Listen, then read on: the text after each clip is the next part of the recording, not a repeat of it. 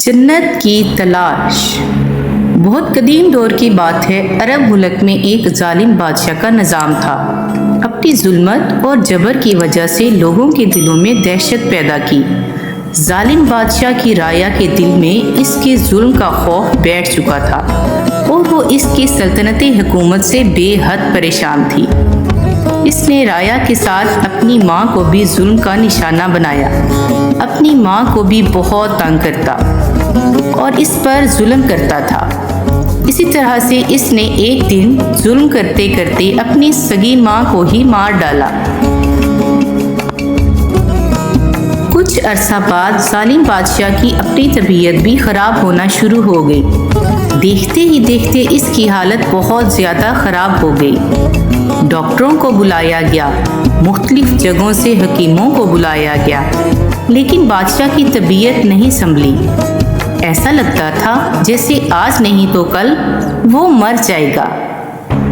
پھر بادشاہ کو ایک بزرگ کو دکھایا گیا۔ بزرگ نے بادشاہ کے وزیر سے کہا، اسے صرف وہی انسان بچا سکتا ہے جس کے پاس جنت ہے۔ اگر کوئی اس کے پاس جنت کی مٹی لا دے تو یہ بچ سکتا ہے۔ اس جنت کی مٹی سے اس کو نہانا ہوگا، اپنے جسم پر ڈالنی ہوگی اور اپنے سر پہ بھی ڈالنی ہوگی۔ بادشاہ کے وزیر نے اعلان کر دیا کہ بادشاہ کو جنت کی مٹی کی ضرورت ہے اور جو شخص انہیں یہ مٹی لا کر دے گا انہیں بادشاہ سلامت بے پناہ انعامات سے نواز دیں گے۔ جب رایا میں یہ خبر پھیلی تو لوگوں نے مختلف ملکوں کا رخ کیا۔ کوئی عراق گیا، کوئی ایران گیا، کوئی امام حسین کے دربار کی طرف گیا، کوئی مقبرے کی طرف گیا، کوئی بازار کی طرف گیا، کوئی کربلا گیا تو کوئی مدینہ شریف گیا، کوئی خانہ کعبہ کی طرف گیا، کوئی مصر کی طرف گیا۔ سب لوگ اپنی اپنی سمجھ کے مطابق مٹی لیتے آئے اور بادشاہ سلامت کی خدمت میں پیش کرتے رہے کہ شاید ان کی طبیعت ٹھیک ہو جائے، لیکن بادشاہ کی طبیعت سدھرنے کی بجائے اور بھی زیادہ خراب ہوتی جا رہی تھی۔ پھر اگلے دن بادشاہ سلامت کے پاس ایک گندے پھٹے پرانے کپڑے پہنے ہوئے ایک لڑکا ان کی خدمت میں حاضر ہوا۔ اس نے اپنے بیگ میں ہاتھ ڈالا اور مٹی نکالی اور ان کے سرہانے پر ڈال دی۔ دیکھتے ہی دیکھتے وہ بہت بہتر ہونے لگا اور 1-2 دن میں بالکل صحت یاب ہو گیا۔ جب بادشاہ ہوش میں آیا تو اس نے اپنے ٹھیک ہونے کی وزیر سے وجہ پوچھی کہ میں کیسے ٹھیک ہوا۔ وزیر نے انہیں بتایا کہ جب آپ بیمار تھے تو ہم نے اعلان کروایا تھا کہ جو انسان جنت کی مٹی لائے گا ہم اسے انعام دیں گے۔ بڑے لوگ مختلف ملکوں میں گئے، مختلف جگہوں پہ، لیکن کوئی نہیں لا سکا۔ وہ مٹی پھر یہ لڑکا لایا۔ اس نے پتہ نہیں کہاں سے مٹی لا کر آپ کے سر پر رکھ دی اور آپ ٹھیک ہو گئے۔ تو بادشاہ سلامت نے اس بچے سے پوچھا، یہ کیسے ہوا؟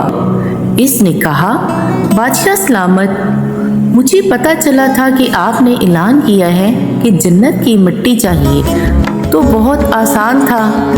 میری ماں ننگے پاؤں بھی چپل کے بغیر کنویں سے پانی بھرنے جا رہی تھی، تو جہاں جہاں وہ قدم رکھتی میں وہاں سے مٹی کو اپنی مٹھی میں بھر لیتا تھا، اور یہی میری نظر میں جنت کی مٹی تھی، کیونکہ میری ماں میرے لیے جنت ہے۔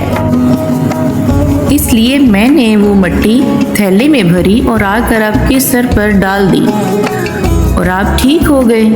یہ سن کر بادشاہ سلامت نے کہا، اس لڑکے کو بہت سارے انعامات سے نوازا جائے۔ بادشاہ کو اپنے دل میں اپنے اعمال پر بہت ندامت ہوئی، یہ سوچ کر کہ میں نے اپنی جنت کو ہی اپنے ہاتھوں سے ختم کر دیا۔ وہ بہت رویا اور اللہ سے معافی مانگی اور اپنے گناہوں سے توبہ کی اور لوگوں پر ظلم کرنا چھوڑ دیا۔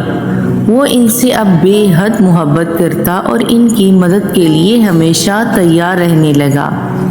سچ کہتے ہیں، ماں کے قدموں تلے جنت ہے۔